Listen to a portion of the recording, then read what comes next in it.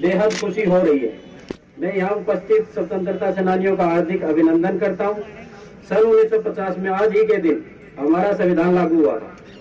संविधान सभा के सदस्यों ने लगभग 3 वर्षों की कड़ी मेहनत के बाद यह संविधान तैयार किए।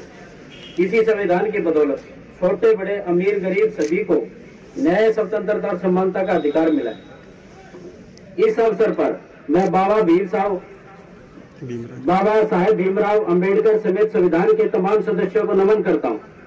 गणतंत्र दिवस के इस पावन पर्व के साथ हमारे देशभक्तों के त्याग, तप और बलिदान की एक लंबी गौरव गाथा जुड़ी हुई है।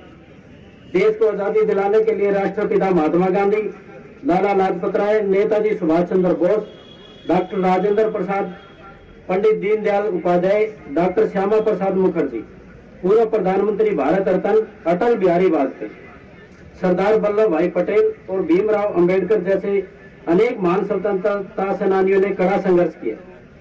शहीद भगत सिंह, राजगुरु सुखदेव, चंद्रशेखर आजाद और उधम सिंह जैसे क्रांतिकारियों के बलिदानों के कारण ही आज हम आजादी की खुली हवा में सांस ले रहे हैं। मैं देश की आजादी के लिए अपने प्राणों को न्यौछावर करने वाले सभी ज्ञात अज्ञात शहीदों के साथ साथ उन जाबाज सैनिकों को भी सलाम करता हूं, जिन्होंने आजादी के बाद देश की एकता अखंडता के लिए अपने प्राणों की बाजी लगा दी। आजादी की लड़ाई में हरियाणा का अहम योगदान रहा है। सन 1857 की क्रांति सबसे पहले अम्बाला छावनी से शुरू हुई थी। इस क्रांति में राव तुल्लाराम ने तावड़ू में अंग्रेजों के दांत खट्टे किए और नसीबपुर में अंग्रेजों का डटकर मुकाबला किया। झज्जर के नवाब अब्दुल रहमान खान, बल्लभगढ़ के राजा नाहर सिंह तथा फरुखनगर के शासक अहमद अली को बिना सुनवाई के फांसी पर लटका दिया गया था।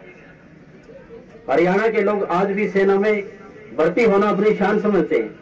यही कारण है कि आज भारतीय सेना का हर 10वां जवान हरियाणा से है।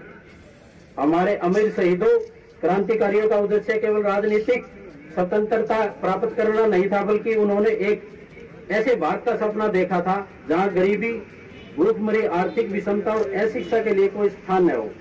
गणतंत्र दिवस का यह पावन पर्व खुशियां मनाने के साथ साथ आत्म विश्लेषण करने का भी दिन है।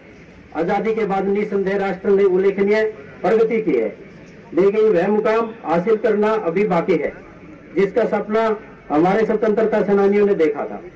माननीय प्रधानमंत्री श्री नरेंद्र मोदी जी के नेतृत्व में केंद्र सरकार ने पिछले लगभग 7 सालों में कई ऐतिहासिक फैसले किए, जिससे दुनिया भर में भारत का गौरव और प्रतिष्ठा बढ़ी है। केंद्र सरकार ने जम्मू एवं कश्मीर से अनुच्छेद 376 में धारा 35A को हटाकर कश्मीर से कन्याकुमारी तक अखंड भारत के हमारे महापुरुषों के सपने को पूरा करने का काम किया। इसी तरह प्रधानमंत्री जी ने अयोध्या में भगवान श्री राम के भव्य मंदिर की आधारशिला रखकर करोड़ों देशवासियों की आस्था को मजबूती देने का काम किया। जैसे कि आप सब जानते हैं, कोविड-19 हमारे ने पूरी दुनिया को हिलाकर रख दिया। एक दौर तो ऐसा भी आया जब अपने आप को महाशक्ति बताने वाला देश भी इसके सामने लाचार नजर आया, लेकिन प्रधानमंत्री श्री नरेंद्र मोदी जी के ऊर्जावान व गतिशील नेतृत्व में भारत ने धैर्य और संयम से काम लिया है। इस महामारी का डटकर मुकाबला किया है। यही कारण है कि भारत में इसके संक्रमितों की मृत्यु दर पश्चिम देशों के मुकाबले बेहद कम रही है। देश के असंख्य डॉक्टरों, नर्सों, पैरामेडिकल स्टाफ, पुलिस कर्मचारियों, सफाई कर्मचारियों, आंगनबाड़ी कार्यकर्ताओं आदि ने कोरोना योद्धा के रूप में मानवता की महान सेवा की है। अब चूंकि कोरोना की वैक्सीन आ गई है, इसलिए उम्मीद है कि जल्द ही हम इस महामारी को हराने में कामयाब होंगे। हम अपने शहीदों के बलिदानों का कर्ज तो नहीं चुका सकते, लेकिन उनके परिजनों को कुछ सुविधाएं देकर उनके प्रति अपनी कृतज्ञता अवश्य जता सकते हैं। प्रदेश में स्वतंत्रता सेनानियों व उनकी विधवाओं को 25,000 रुपए मासिक पेंशन दी जाती है। वीर गति को प्राप्त होने वाले सैनिकों के परिवार को दी जाने वाली एक्स ग्रेसिया ग्रांट भी 20 लाख रुपए से बढ़ाकर 50 लाख रुपए कर दी गई है।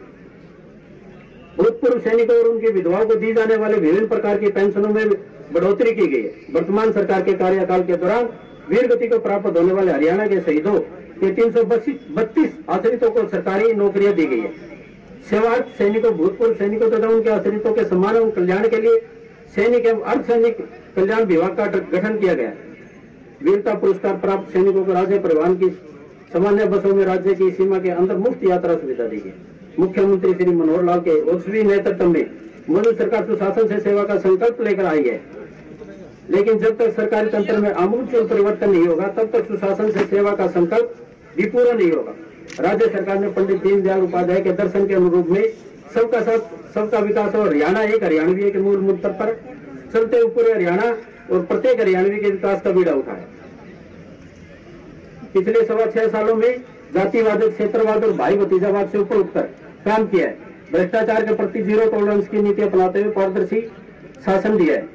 वर्तमान सरकार ने न केवल शहीदों, स्वतंत्रता सेनानी और देश की सीमाओं की रक्षा करने वाले वीर जवानों का मान बढ़ाया, बल्कि खेत में दिन रात पसीना बहाकर पूरे देश का पेट भरने वाले अन्नदाता किसान की मेहनत का भी पूरा सम्मान किया है। मुख्यमंत्री परिवार समृद्धि योजना के तहत 1.80 लाख रुपए वार्षिक आय या 5 एकड़ तक भूमि वाले किसानों को 6,000 रुपए वार्षिक वित्तीय सहायता दी जा रही है। राज्य सरकार ने समाज के पिछड़े और कमजोर तबकों के सामाजिक, आर्थिक और शैक्षणिक उत्थान के लिए कई योजनाएं शुरू की है। मुख्यमंत्री विवाह सुगम योजना के तहत गरीबी रेखा से नीचे जीवन यापन करने वाले सभी वर्गों के विधवाओं, खिलाड़ियों को उनकी या उनकी बेटियों की शादी में 51,000 रुपए तक शगुन का दिया जाता है। महिलाओं के सामाजिक, आर्थिक और शैक्षणिक विकास के लिए बेटी बचाओ बेटी पढ़ाओ, सुकन्या समृद्धि योजना, आपकी बेटी हमारी बेटी, महिला एवं किशोरी सम्मान योजना और मुख्यमंत्री दूध उपहार योजना जैसी कई योजनाएं शुरू की गई। इसी तरह 9वीं से 12वीं कक्षा तक की छात्राओं के लिए शिक्षा संस्थानों तक सुरक्षित आवागमन हेतु छात्रा सुरक्षित परिवहन योजना चलाई गई है। मौजूदा सरकार के कार्यकाल में 67 नए कॉलेज खोले गए, जिनमें से 42 कॉलेज केवल लड़कियों के लिए है। प्रधानमंत्री श्री नरेंद्र मोदी के बेटी बचाओ बेटी पढ़ाओ अभियान को आगे बढ़ाते हुए मुख्यमंत्री श्री मनोहर लाल ने रक्षाबंधन के मौके पर प्रदेश में 11 नए कॉलेज खोले की घोषणा की है। इसके साथ ही हरियाणा देश का पहला ऐसा राज्य बन गया जहां 15 किलोमीटर के दायरे में एक कॉलेज होगा। इसके अलावा प्रदेश में बड़े पैमाने पर सांस्कृतिक मॉडल स्कूल भी खोले गए। राज्य सरकार प्रदेशवासियों को सुरक्षित और भरोसेमंद परिवहन सेवाएं मुहैया कराने के लिए प्रतिबद्ध है।